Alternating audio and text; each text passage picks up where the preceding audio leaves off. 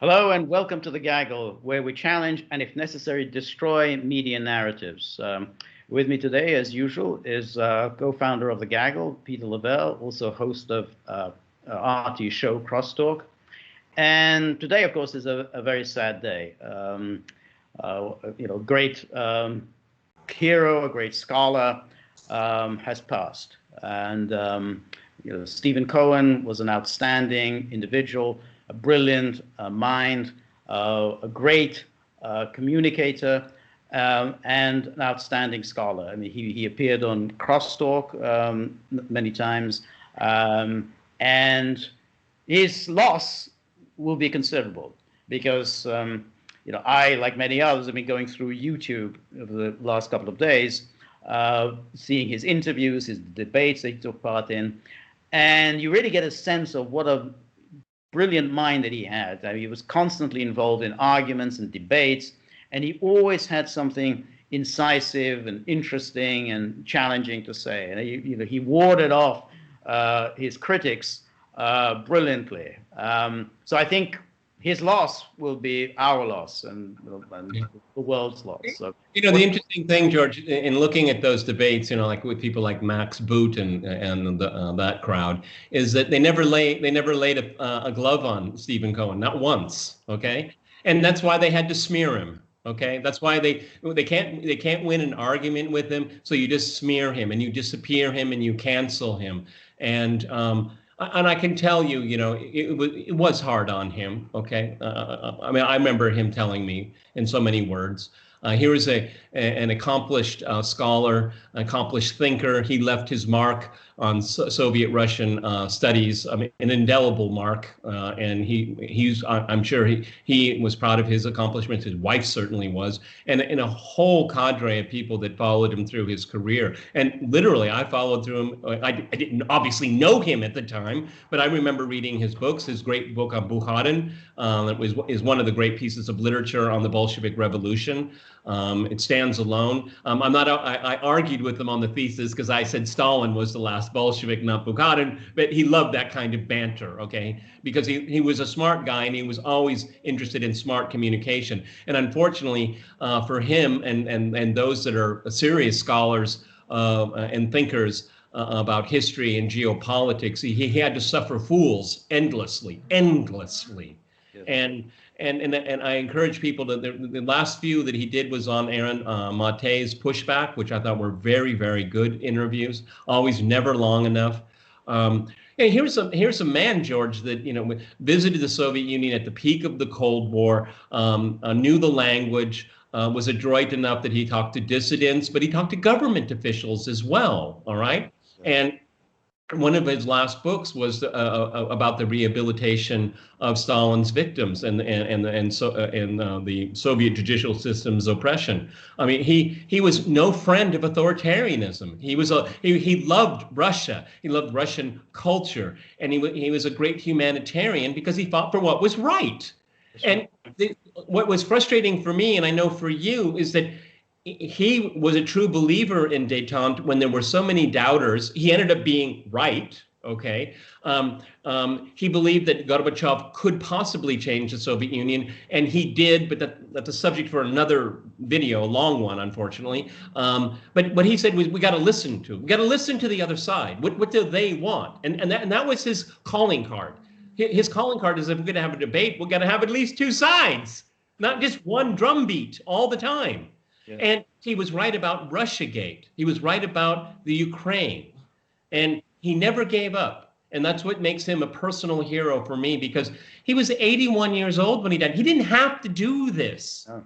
He lived a comfortable life. He didn't have to do this. But he did it because he thought it was the right thing. And that was the kind of person he was. He did things because they were right.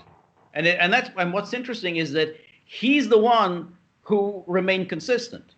He was a consistent supporter of détente in the 70s and the 80s, and he has been a consistent supporter of détente up to the present day. He says it makes perfect sense, and in fact, it's the responsibility for the United States government to pursue good relations with Russia. It is absolutely insane to antagonize a nuclear superpower.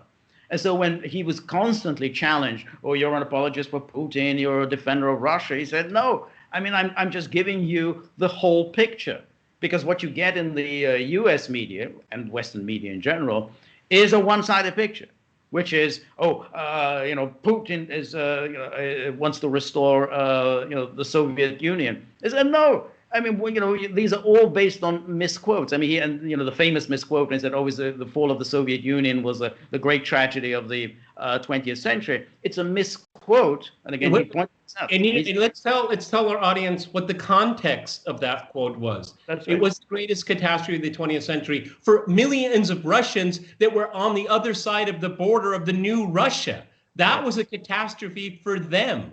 Yes, right. He was talking about the human catastrophe, not an ideological one. What is it he said once? He said, wanting the return of the Soviet Union, what was it?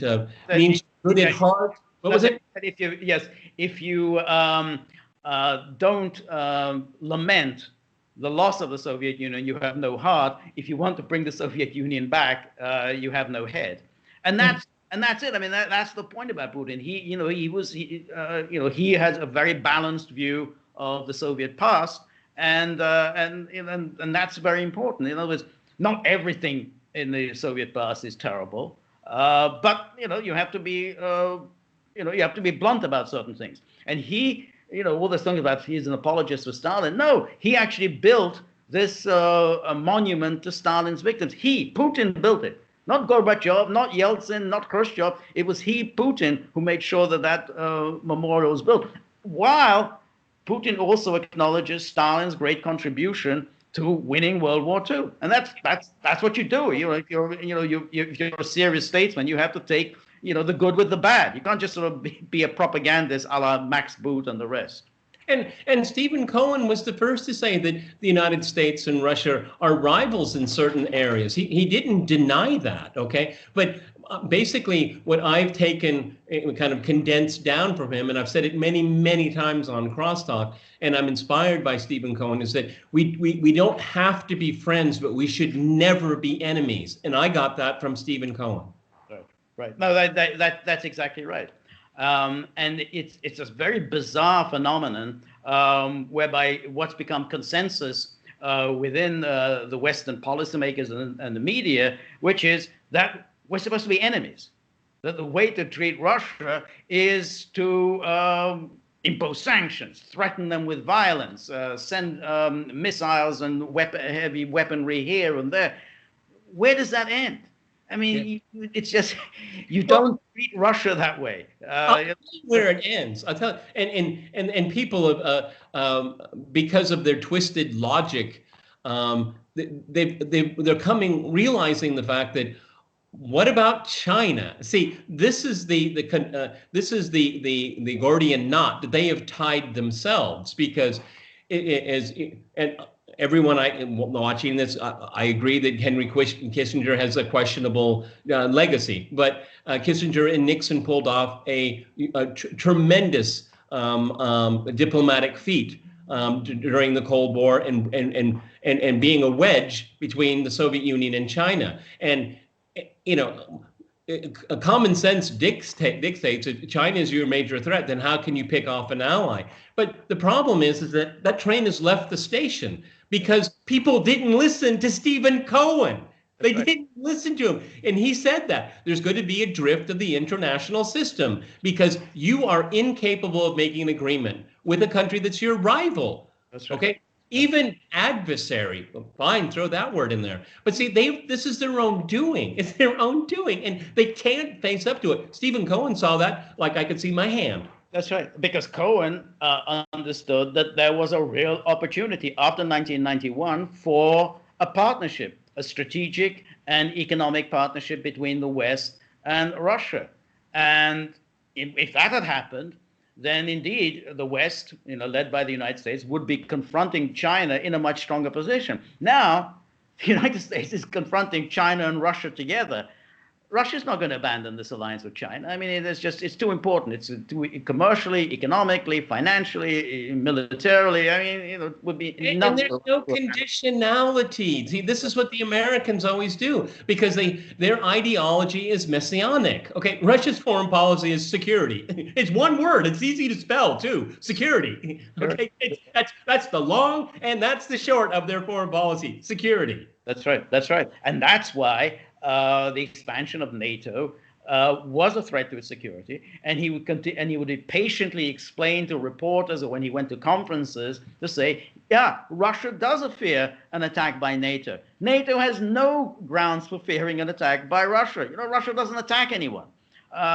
What happened after World War II in Eastern Europe was a consequence of World War II. Russia didn't attack anyone. It was a consequence of World War II, the division between the two camps and etc. But there's no basis for thinking that Russia wants to attack the Baltic states or want to recapture Hungary or whatever. It's nonsense. But NATO expansion is a threat to Russia. When people always bring up the Baltic republics, I have two rejoinders. Okay, number one, if they feel so threatened by Russia, why don't they increase their defense spending? They won't. And if Russia is such a threat to these countries, well, their young people are leaving in droves because the economy there, built on neoliberalism, is going nowhere. I mean, why would Russia want a country where their own people don't want to live there? I mean, it's very clear.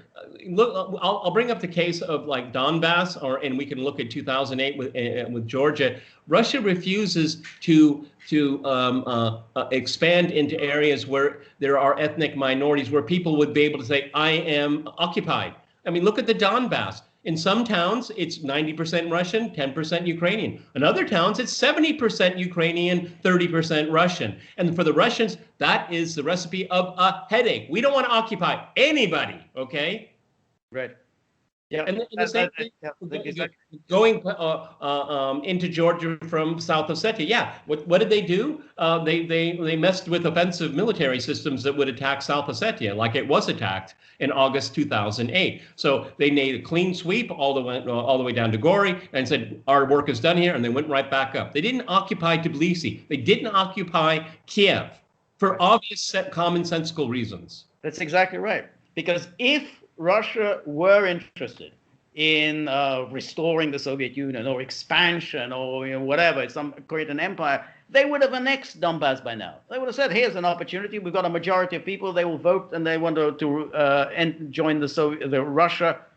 They haven't done it. They haven't annexed Transnistria. They haven't, South Ossetia. They haven't annexed it.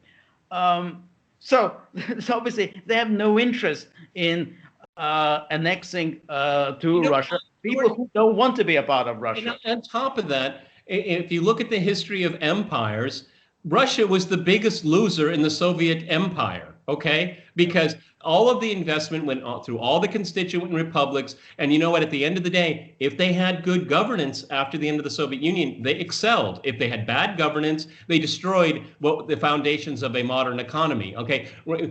Russia invested in all of these places at the expense of Russians, okay? And so I think there was one taxi driver in the 20 years I've lived here that longed for the return of the Soviet Union. Many people would like the security of the Soviet Union. That's a different thing. They say, I'd like to have more security. They're not looking for a state-run ideology. They don't want closed borders. They don't want censorship. Right. So yes, and obviously they have a nostalgia for a time when the Soviet Union was a respected and feared power in the world. I mean, Russia under Putin has got a measure of that, but there's a big difference between Russia by itself and, of course, the Soviet Union. The Soviet Union had nostalgia for the great days. Yeah, but the Soviet Union had ambitions. Russia only wants this. Actually, it's a status quo power. Okay, it's a status quo power, but it uses diplomacy very skillfully to build global alliances, and that I think Russia inherited from the Soviet era with Gromyko and the others, and it's very, very skillful in how it's built its coalition. Thank you very much, Peter, and the sad day, but we'll remember Stephen Cohen. So remember, if you like the gaggle, Like, share, and subscribe. See you soon. Bye.